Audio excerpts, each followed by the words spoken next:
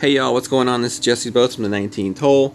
We got the Silver State Tournament here. This is the rookie playthrough with tournament wins. We'll talk about holes 1 through 9. We'll talk about different shots you can play, elevation, club, ball selection. So let's go ahead and get started. We got hole number 1.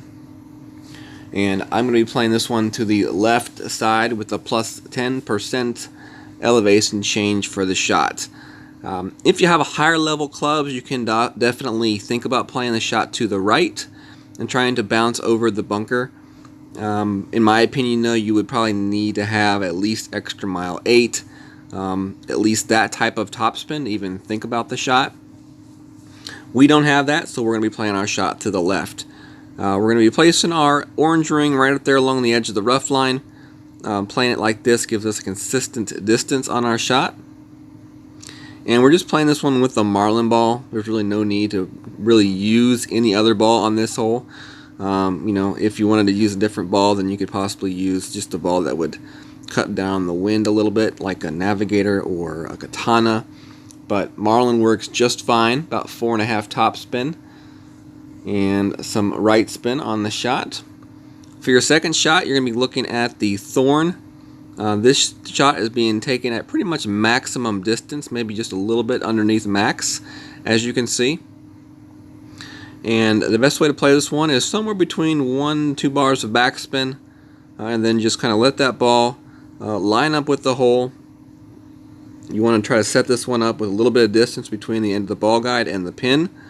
Just remember, you don't have a very fully developed ball guide at this point in the level of the club, so definitely keep that in mind. And I'm also going to play this one at plus 10% for the elevation change. We're going to hit this one perfect, and we hit this one perfect. It's going to come in here nicely, get a nice bounce and a roll, and comes very close to dropping that one for the eagle. Definitely a shot that can be dialed in, and definitely a shot that I would expect you all to drop this tournament. So, alright, hole number 2, par 3. We're going with nothing but the rough bump here. You can use the Viper, you can use the Sniper. I'm going to use the Viper 2 times, and I'm going to show you another method with the Goliath as well. With the Viper, though, I play plus 30%, 4 bars of backspin on this shot, and try to line this one up in the rough as best as you can towards the hole. For me, that white ring's kind of getting in the way, so I just do as good of a job as I can. I want to land it more towards the middle section of that rough. Just to be safe, we adjust plus 30% at pretty much max distance. So it goes just about 2.5 rings with the Viper. We hit this one perfect. As you can see, it comes in very nicely. It hits pretty much dead center of the rough where we aimed it, so we know the plus 30% is good. And we got the ace dead center of the cup, so that's also another good sign that you played the hole correctly. This is going to be another way you can play it with the Goliath if you're not comfortable with the Viper rough bump. It's pretty much the same wind here as we have on the actual tournament hole. It's just a little bit different of an angle, but you would play it pretty much the same way. And we'll be playing this shot at plus 30% still, and the Goliath is pretty much at max distance here. So you will be aiming this one to land pretty close up there to the edge, and the third bounce is actually going to hit in the rough, or the second bounce is going to hit in the rough. So there's your first bounce, your second bounce hits mid-rough and then rolls down, much like the Viper or Sniper rough bump, except you're just adding one more bounce in there to that shot. But there's another way you can play that if you aren't comfortable with the actual rough bump. Here you're going to see me play the rough bump one more time. You drop it the first time, you say, yes, alright, maybe we got it correct. But if you drop it 2 times with the same adjustment, then you know you got it set up right. So plus 30% here.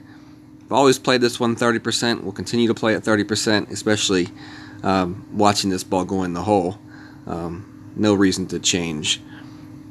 Max adjustment here, 3.8 at 30%. Just about 2.5 rings of adjustment there for that.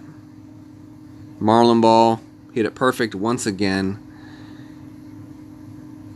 Pretty much dead center of the rough once again. Dead center of the pin once again.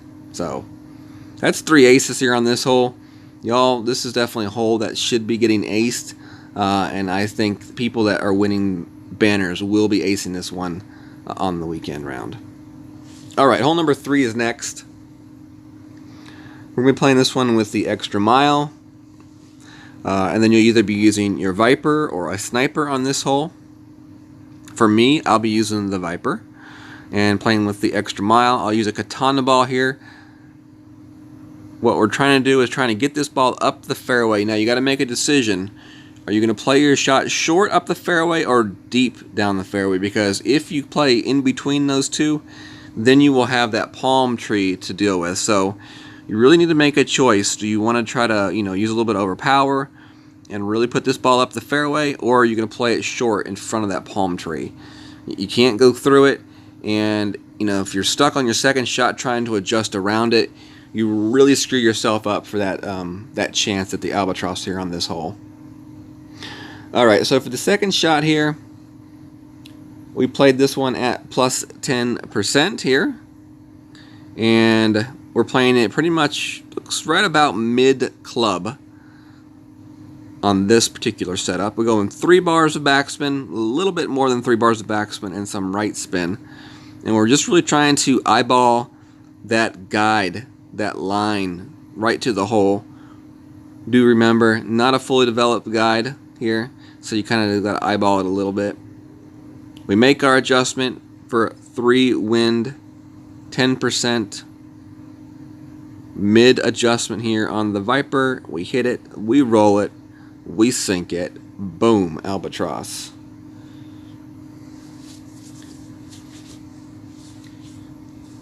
Alright, so our next hole is hole number 4, our second par 3. This one's being played at a plus 10%. We're using a Marlin ball here on this one. Viper or a Sniper are great clubs on this hole. If you have the Sniper, use it. Do notice there that you must use a Marlin ball on this hole. If you try to use a Power 1 ball, it puts you in between clubs and you will not be able to play the rough bump here. So we try to aim this one in the middle of the rough here. We're playing this one at min distance at plus 10% for the Viper. So 4.9 wind at plus 10% min adjustment. You go about 1.75 the 2 bars of backspin. I would say the 2 bars of backspin is more what you should go. Maybe 2 1/4. As you see, we still come in a little bit hot, but we had a really nice line to the hole. So I'm happy with that. That's definitely a shot you can dial in. Just add a little bit more backspin to that shot, and you'll be searching around the bottom of that cup. Alright, we got hole number 5 here. I'm going to show you 2 different ways to play this hole. The first way we're going to play this one is going to be to the right side with the extra mile and a quasar ball. You can also use a quarterback to go to this right side as well. The shot will be plus 10% off the tee box for this tee shot. And we will do the middle shot the second time through, so you'll get to see that shot as well with the extra mile. So here we go. Pretty sure we switch balls here. Maybe we don't. You don't need a Titan for this shot. Quasar is perfectly fine. So definitely, keep that in mind. You do not need to use a Titan ball. We make our adjustment.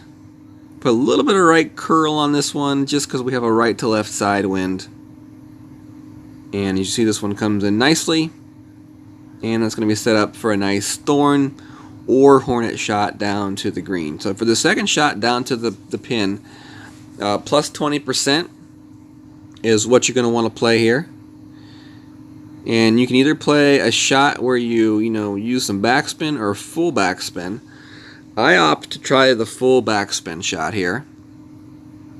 So we'll go full backspin and 1 bar of left spin. And what we're going to do is we're going to aim the end of our ball guide, our second bounce, kind of in that white square. As you can see, that second bounce in that white square.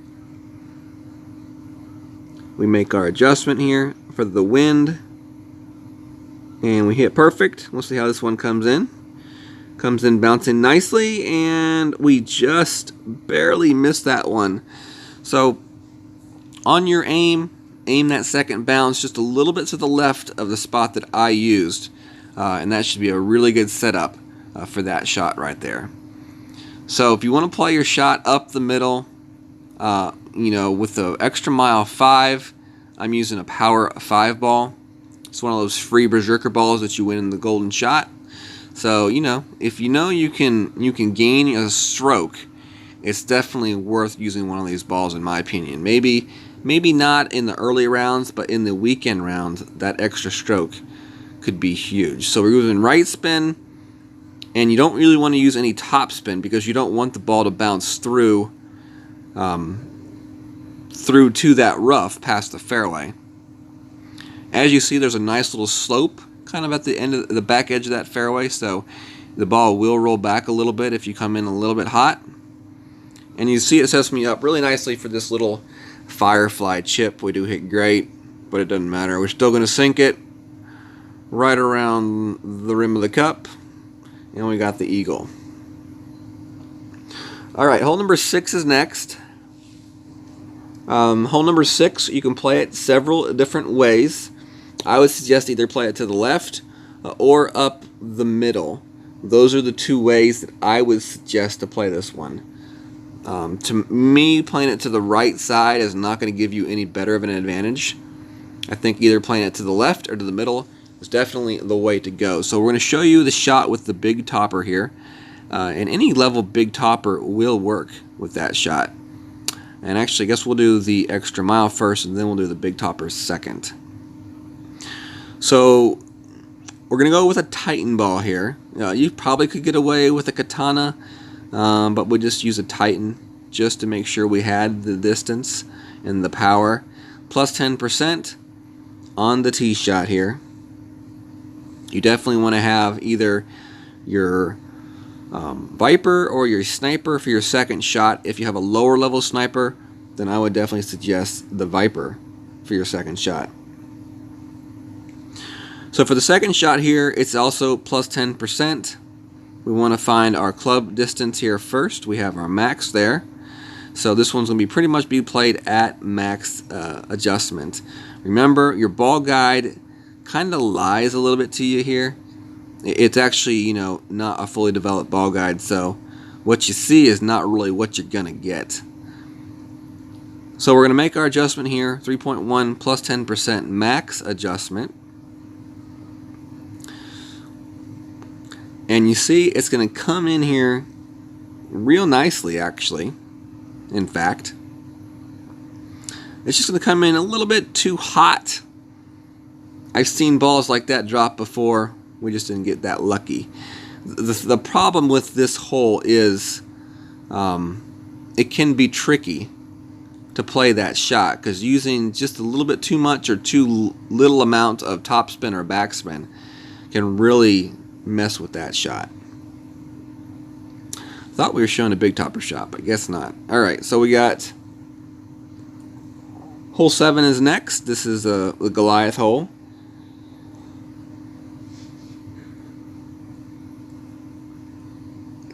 .1 bars of backspin it looked like right there. Plus 10% is the elevation with the marlin ball. The tip of that ball guide just into the hole. As you can see, the edge of my yellow ring just cutting the fairway. We make our adjustment, 10%, 2.6. And we hit that one perfect. Comes in nicely, bounces, rolls, falls in the cup. 10% Goliath. Make sure you use the marlin ball, and I had 2.1 backspin, but 2 backspin would work as well there. Alright, hole number 8 is next. I'm using the Quasar ball, max topspin and left spin. I wouldn't use more than 5 bars of topspin on this hole if you have a better driver that has more topspin. 5 is a good number. I go with my orange ring, cutting the edge of the rough line. Then I make my adjustment for the wind. 1/2 a ball of curl here, plus 10% on the drive. And as you see, we get a nice ball, hits the rough and rolls out. And that's going to be what you most commonly see happen on this hole, is hit the rough and roll out. So for this next shot here, plus 10%, you want to land your shot on the fringe. I like to just center my shot up on the fringe and then adjust my spin. Here you see we went just over 2 bars of backspin. And, you know, the fringe is going to offer you the best landing spot, the most consistent bounce. We make our adjustment here. Make sure you check your club distance, whether it's min, mid, or max on your shot before you do make your adjustment. We get the bounce, we get the roll, we get the drop. Eagle. Okay, so for hole 9 here, you all know the normal way to play this hole. So I decided that I was going to try to do a big topper and the big dog, and see if I can get to that last piece of fairway just in front of the hole. So, you know, if you want to see the conservative way to play this hole, you're not going to find it here. Here I'm trying to go for all of the marbles and trying to put myself in best position I can for the eagle. So the first thing you're going to do is use the big topper and Titan ball. Now if you really want to put yourself in a better position for this eagle, I would suggest going with the berserker here. I don't normally suggest berserkers in the rookie, but let's be honest, they're free balls that you win, and if you get the ability to gain a stroke, then it's definitely worth using it. Maybe not early in your round, but maybe weekend round.